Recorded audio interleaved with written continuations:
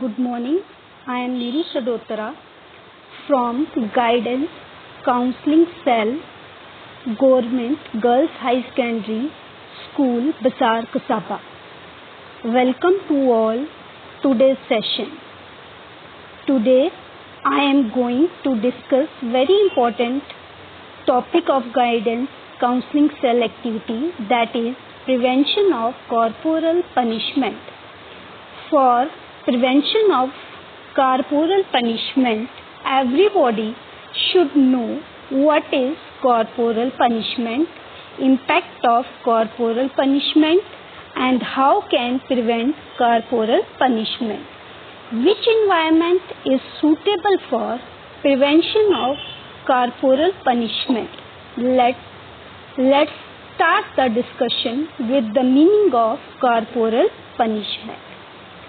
So, firstly, I would like to discuss the meaning of corporal punishment. Corporal punishment is violence inflicted on children by parents, teachers, guardians and others in the name of discipline. तो corporal punishment जो बच्चों के ऊपर violence inflict किसके द्वारा, parents के द्वारा, teachers के द्वारा, गार्डियंस के द्वारा और किसी भी द्वारा, किसके नाम पर, डिसिप्लिन के नाम. But what is discipline? Discipline is training that correct mould और परफेक्ट द मेंटल फैसिलिटीज और मॉरल करेक्टर. तो डिसिप्लिन का मतलब है कि बच्चे को इस तरह की ट्रेनिंग देनी कि उसकी हम मोल्ड कर पाएं, परफेक्ट कर पाएं उसकी मेंटल फैसिलिटीज को और उसके मॉरल करेक्टर को डेवलप कर सकें. लेकिन इसी डिसिप्लिन के नाम पर जब बच्चे को मारा जाए, पीटा जाए, तो वो उसको क्या कंसीडर किया जाता है? उसे कॉर्पोरल पनिशमेंट कंसीडर किया जाता है. तो अब कॉर्पोरल पनिशमेंट जब बच्चों को चाहे पेरेंट्स के द्वारा, चाहे टीचर के द्वारा शारीरिक तौर पर या मानसिक तौर पर उसको प्रताड़ित किया जाए तो उसे कॉर्पोरल पनिशमेंट कहा जाता है. Now next we will take types of corporal punishment. So there are 3 types of corporal punishment. First, that is the school corporal punishment. Second one, that is parental और डोमेस्टिक कॉर्पोरल पनिशमेंट. और the third one, that is the judicial corporal punishment. So, look at picture carefully in which the teacher is beating the student. So, this is the example of school corporal punishment. अब अगली picture को ध्यान में देखिए, जहाँ father अपने बच्चे को मार रहा है, स्पैंकिंग कर रहा है. तो ये जो है, this is the example of parental और domestic corporal punishment. The third one, that is where police is beating the criminal.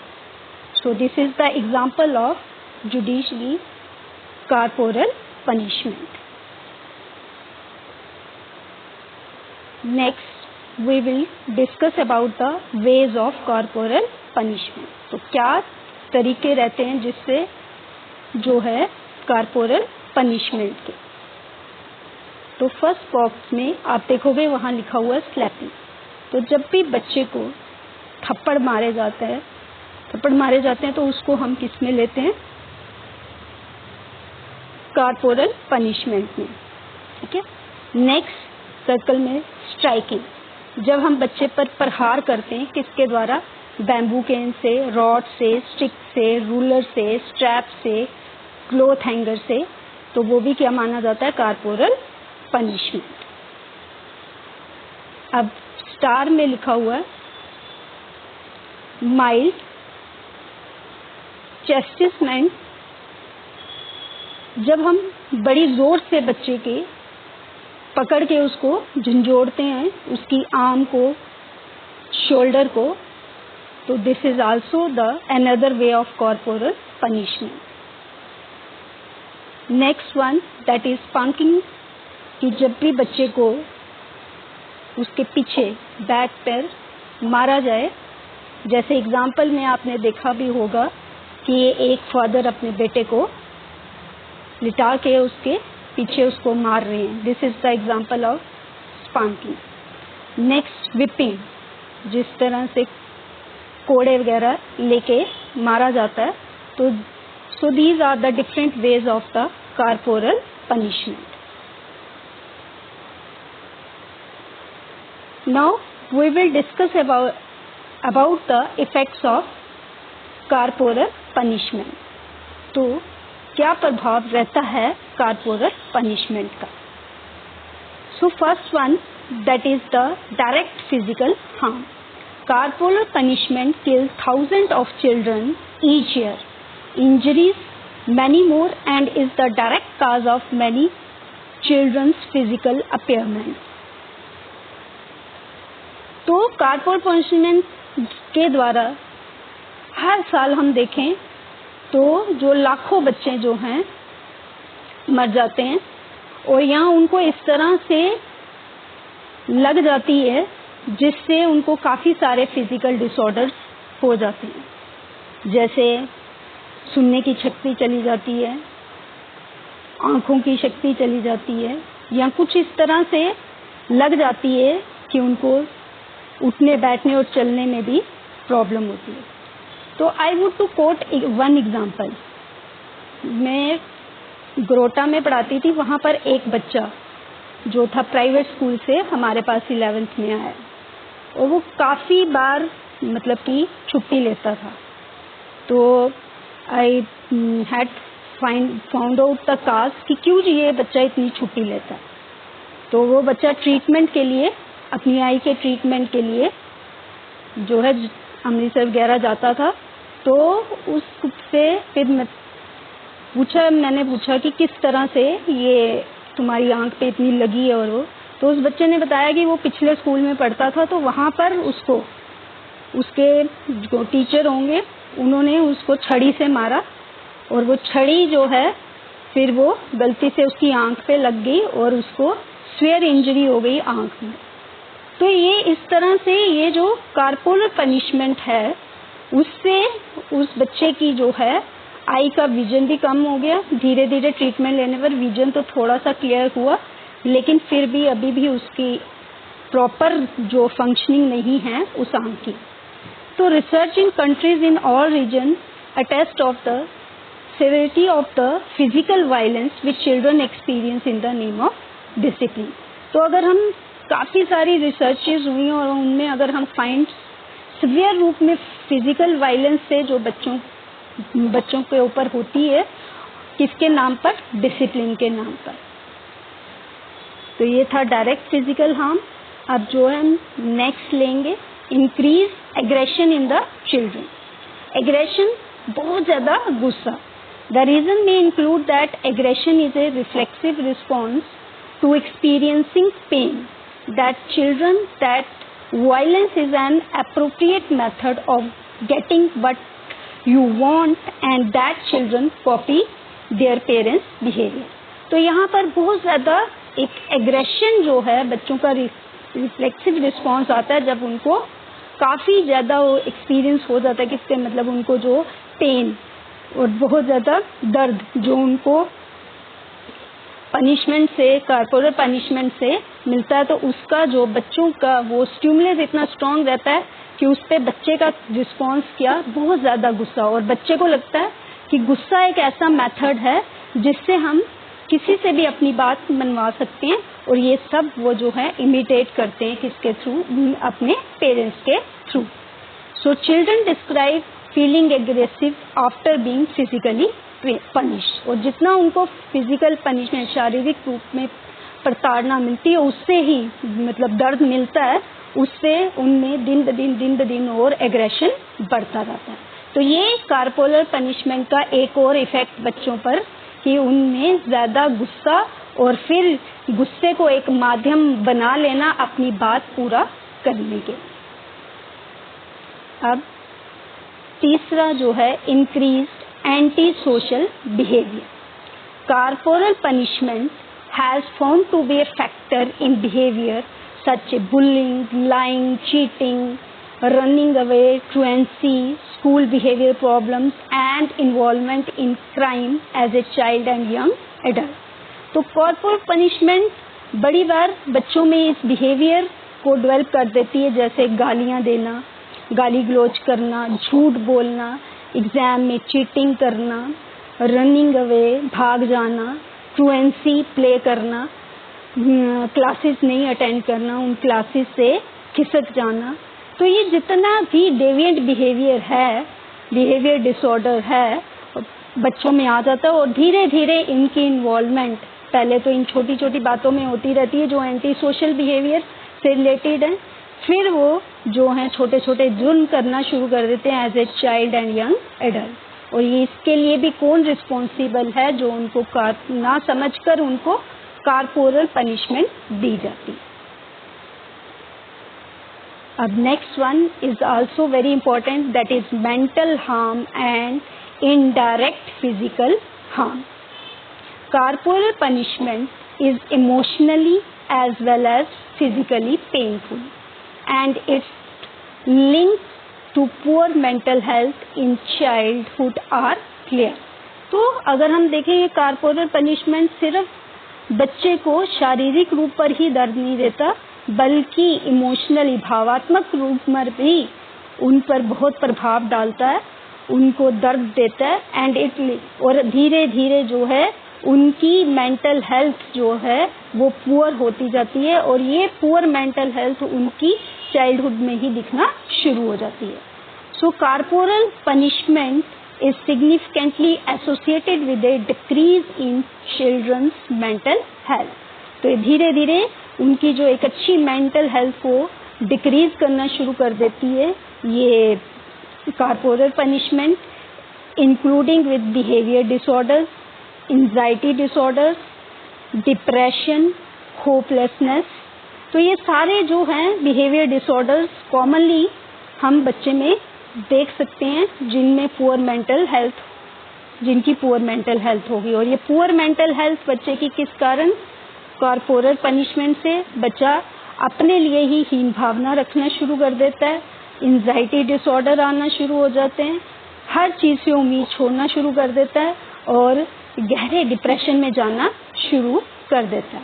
और बाद में latest studies have found association with suicide attempt, alcohol and direct drug dependency, low self esteem, hostility and emotional instability. और बाद में क्या देखा जाता है, कुछ लोग जो हैं सुसाइड अटेम्प्ट कर लेते हैं या फिर डिपेंड हो जाते हैं शराब के और ड्रग के, और जो लो सेल्फ एस्टीम, अपने लिए हमेशा हीन भावना रखना शुरू, और इमोशनल इंस्टेबिलिटी, ये सब इफेक्ट्स हैं किसके, कॉर्पोरल पनिशमेंट. अब ये यहाँ पर आप देख रहे हो कि जो एक टीचर बीट कर रहा है, किसको बीटिंग ए स्टूडेंट.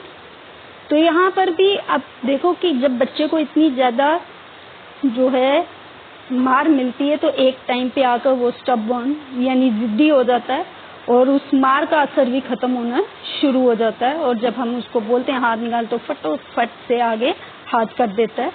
तो ये कॉर्पोरल पनिशमेंट जो है उसको रोकना, उसका प्रिवेंशन बहुत ज़्यादा ज़रूरी है. Now we will take some problems, very common problems in classroom teaching. So first one, that is lack of student involvement, noise, cheating in exams, the student may not attend the class, the student may not listen to the teacher, the student may not do their homework or task, the student may not come to the class on purpose, the students do different kinds of things in the class such as sleeping or drawing pictures and indulge in fantasy. तो ये common problems हैं, हर teacher कभी ना कभी face करता ही है अपनी class में जब वो डील करता है स्टूडेंट से, और यही कारण बन जाते हैं समटाइम्स किसके लिए, कॉर्पोरल पनिशमेंट के. अब सॉल्यूशन, लेकिन कॉर्पोरल पनिशमेंट को प्रिवेंट करके, उसको दूर करके, उसको अवॉइड करके टीचर को इंटेलिजेंटली अगर सोचे तो ये कुछ सॉल्यूशंस जो हैं वो उसकी टीचिंग लर्निंग प्रोसेस में हेल्प कर सकते हैं। The teacher should choose activities which appeal to the students. तो टीचर को हमेशा वो एक्टिविटीज चुननी चाहिए जो बच्चों का इंटरेस्ट क्रिएट करें, उसका स्टडीज में इंटरेस्ट क्रिएट करें, उसका क्लास में जो बच्चों को अपील करें, वो उस तरह की एक्टिविटीज को टीचर को चूज करना चाहिए। The teacher may set some classroom rules with the student. Teacher को कुछ क्लासरूम के रूल्स बनाने चाहिए, वो स्टूडेंट के साथ ही मिलकर डिसाइड करने चाहिए, ताकि वो रूल्स बच्चों के द्वारा, टीचर और बच्चे के द्वारा मिलके बनाए जाएंगे तो बच्चे भी जो हैं खुद ब खुद उनको लगेगा कि नहीं, ये रूल्स हमने बनाए, हमें इनको फॉलो करना। The teacher should try to keep the student as busy as possible and should not let them to be interested in different things. अब टीचर को चाहिए कि वो बच्चों को जितना हो सके उतना डिफरेंट एक्टिविटीज में इंडल्ज करे, ताकि बच्चों का इंटरेस्ट बाकी चीज़ों में ना जाए। एक तरह से टीचर को चाहिए कि वो क्रिएटिव डिसिप्लिन जो है अपनी क्लास में क्रिएट करे, ताकि डिफरेंट एक्टिविटीज़ में बच्चे इन्वॉल्व रहें और उनकी एनर्जी जो है सही तरीके से यूटिलाइज हो। The teacher should attend personal development courses. और टीचर को भी चाहिए कि वो पर्सनल डेवलपमेंट कोर्सेज अटेंड करे, और काफ़ी जो अदर डेवलपमेंट कोर्सेज हैं related to the development of student वो भी अटेंड करे, ताकि हर स्टेज में बच्चे की डेवलपमेंट कैसी रहती है, उसमें क्या चेंजेस आते हैं, उन सब की नॉलेज टीचर को हो और वो टीचर बच्चों को अच्छी तरह से डील कर सके। The teacher may want one of her colleagues to help her. और समटाइम्स अगर सिचुएशंस ऐसी बनती हैं कि जहाँ पर टीचर को बाकियों की हेल्प चाहिए, तो उसको अपनी कलीग्स को इन्वॉल्व करके वो प्रॉब्लम सॉल्व करनी चाहिए। अब इस पिक्चर में देखो, टीचर डील कर रहा है अपने स्टूडेंट से और बहुत हैप्पीली डील कर रहा है, और बच्चे भी हैप्पी हैं। तो आई थिंक कि यहाँ पर टीचर को कहीं भी अपनी वो कॉर्पोरल पनिशमेंट की टेक्निक्स को जो हैं उनको ना यूज़ करते हुए उसको एक हेल्दी एटीट्यूड वाली जो टेक्निक्स हैं उनका यूज़ करना चाहिए। बच्चों से हमेशा एमिकेबली मिलना चाहिए, बच्चों को इंडिविजुअल अटेंशन देनी चाहिए, बच्चों की बातों में इंटरेस्ट रखना चाहिए, ताकि बच्चे खुशी खुशी क्लास में आएँ और खुशी खुशी पढ़ें। अब ये कुछ और सॉल्यूशंस हैं। The teacher should take the attendance regularly to solve the problems about attending the class. अब टीचर को चाहिए कि वो रोज़ अटेंडेंस ले। रोज़ अटेंडेंस लेने से जो रेगुलर स्टूडेंट नहीं हैं उनको भी लगेगा कि नहीं, अटेंडेंस होती है, हमें भी अपनी क्लास अटेंड करनी है। तो ये छोटी छोटी टेक्निक्स जो है टीचर को अडॉप्ट करनी चाहिए, यूज़ करनी चाहिए बच्चों को स्टिमुलेट करने के लिए, ताकि वो क्लास रेगुलर अटेंड करें। The teacher should take with the students and decide what to do with the late comers. तो टीचर को जो है बच्चों से बात करनी चाहिए और बाद में जो है उसको डिसाइड करना चाहिए कि उसको लेट कमर्स के साथ क्या करना चाहिए। यहाँ पे भी आपको एक एग्जांपल सुनाती हूँ। अब उस मूवी का नाम तो मुझे याद नहीं है। उस मूवी में एक टीचर क्लास लेता है, तो उसमें एक स्टूडेंट जो है वो रोज़ लेट आता है, और वहाँ पर वो टीचर जो है उस बच्चे को रोज़ जब भी वो लेट आता है तो स्टिक के साथ पहले उसको मारता है, फिर उसको बोलता है कि क्लास से बाहर चले जाओ। लेकिन यहाँ पर ये है कि जब टीचर बच्चे को बाहर जाने को कहता है तो बच्चा क्लास छोड़ के नहीं जाता, बल्कि खिड़की के पास खड़े होकर पूरा जो टीचर पढ़ाता है वो सुनता है। अब ये लगातार रोज़ ऐसा ही हो रहा है, और बच्चा जो है वो उसको मार पड़ती है, वो रोता है, फिर बाहर खड़ा हो जाता है और क्लास पढ़ता है। फिर उस टीचर को एक दिन लगता है कि भाई ये बच्चा क्यों रोज लेट आता है, तो वो उसको फॉलो करना शुरू करता है। अब वो जब उसको फॉलो करना शुरू करता है तो वो देखता है कि जो है कि ये बच्चा जो है सुबह लेट क्यों आता है, क्योंकि उसके घर में बीमार माँ है और जिसको वो जो है प्यार करके कुछ खाने को दे के फिर उठता है। और फिर क्योंकि उसके घर सोर्स नहीं कोई अर्निंग का, तो वो जो है न्यूज़पेपर बांटने जाता है, फिर घर आता है और यूनिफॉर्म लगाता है और फिर स्कूल जाता है। तो अब वो टीचर जब उसको सारा उसका फॉलो करता है तो टीचर को अंदर से इतना मतलब कि दुख होता है कि एक छोटा सा बच्चा कितनी रिस्पॉन्सिबिलिटीज को निभा रहा है और उसके बाद अपनी पढ़ाई के लिए भी कितना सिंसियर है। और फिर वो टीचर जो है उस बच्चे को हेल्प भी करता है और उसकी पढ़ाई में भी उसकी मदद करता है। तो यहाँ पर टीचर, अगर कोई बच्चा लेट आता है तो वहाँ पर टीचर को चाहिए कि वो बच्चे से बात करे कि क्या कारण है कि जो बच्चा रोज लेट पहुँचता है और नहीं आ पाता, और एक अच्छे टीचर की तरह उस बच्चे की प्रॉब्लम को सॉल्व करे। The teacher may ask for one of her colleague help in exam in order to prevent cheating. अब जब एग्जाम्स वगैरह होते हैं तो टीचर अपने कुलीग्स की हेल्प ले सकते हैं एग्जाम में, ताकि चीटिंग ना हो। So teacher may talk to some student individually if it is necessary. अब टीचर को चाहिए कि अगर बच्चों को प्रॉब्लम है तो वो इंडिविजुअली बच्चों से डिस्कस करके उनकी उन प्रॉब्लम्स में उनकी हेल्प करे, एज ए काउंसलर उनकी प्रॉब्लम को सॉल्व करने के लिए बच्चे को असिस्ट करे। The teacher should work cooperatively with the ministry. तो आज हम देख रहे हैं काफ़ी सारा जो है एजुकेशन सिस्टम को डेवलप करने के लिए बहुत सारी स्ट्रेटजीज, बहुत सारी पॉलिसीज आ रही।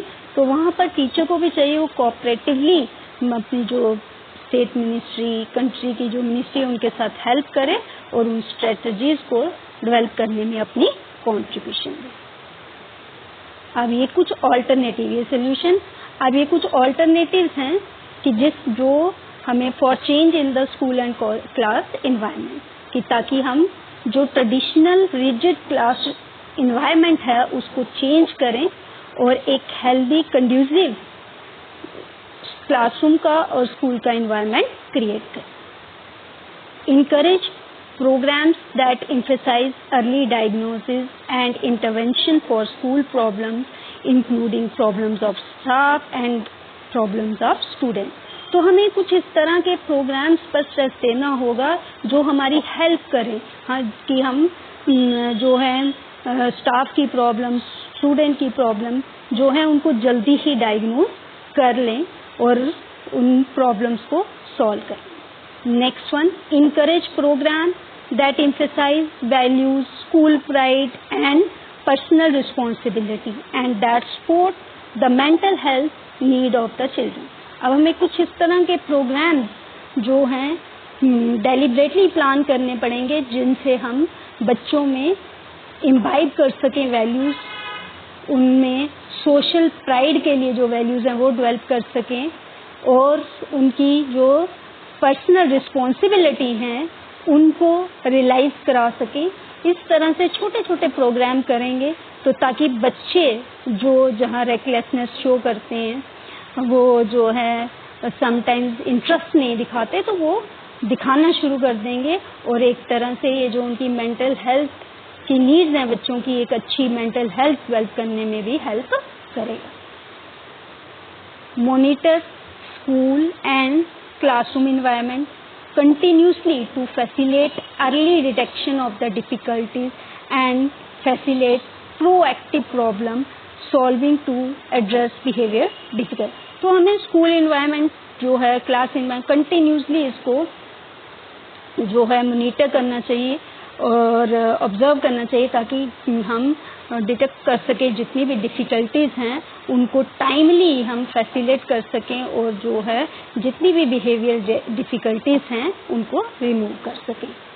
encourage development of fair, reasonable and consistent rules with input from student, parents, school personnel, community member about the nature of the rule and appropriate consequences for violation. तो हमें यहाँ पर उस तरह के सारे जो हैं मतलब कि फेयर, रीजनेबल, कंसिस्टेंट रूल्स जो हैं डेवलप करने चाहिए स्टूडेंट को, पेरेंट्स को, स्कूल पर्सनल, उन सब कम्युनिटी मेंबर्स को इन्वॉल्व करके, ताकि जितने भी जो हैं हम उनके नेचर जो है रूल्स का बता सकें और एप्रोप्रिएट जो भी वायलेशन हो रही है उनके कॉन्सिक्वेंसेस जो भी निकल के आ रहे हैं उन सबको एप्रोप्रिएट वे से मूव कर सकें. Promote strong family, school collaboration and parents. तो आज हम देख रहे हैं काफ़ी PTM और जो है ऑर्गेनाइज की जाती हैं. तो यहाँ पर भी पेरेंट्स से भी रिक्वेस्ट है कि जब ये PTM की जाती हैं तो उनकी मैक्सिमम पार्टिसिपेशन होनी चाहिए. PTM तभी सक्सेसफुल है अगर पेरेंट्स इन्वॉल्व होंगे. तो हमें यहाँ पर प्रमोट करने हैं स्ट्रॉन्ग फैमिली, स्कूल कोलैबोरेशन से, पेरेंट की सपोर्ट से वो जो है एक अच्छी कोलैबोरेशन बनानी है ताकि हम बच्चों को एक अच्छा हेल्दी इन्वायरमेंट दे सकें. बच्चे जो हैं वो ना समझ होते हैं, लेकिन उनके लिए हमें एक डेलिबरेटली जो है बहुत अच्छा इन्वायरमेंट क्रिएट करना है ताकि वो खुद ब खुद उनकी अटैचमेंट बने, किसके साथ, क्लास के साथ और स्कूल के साथ. अभी conclusion, I do hereby bring up the following advices for the educators reference.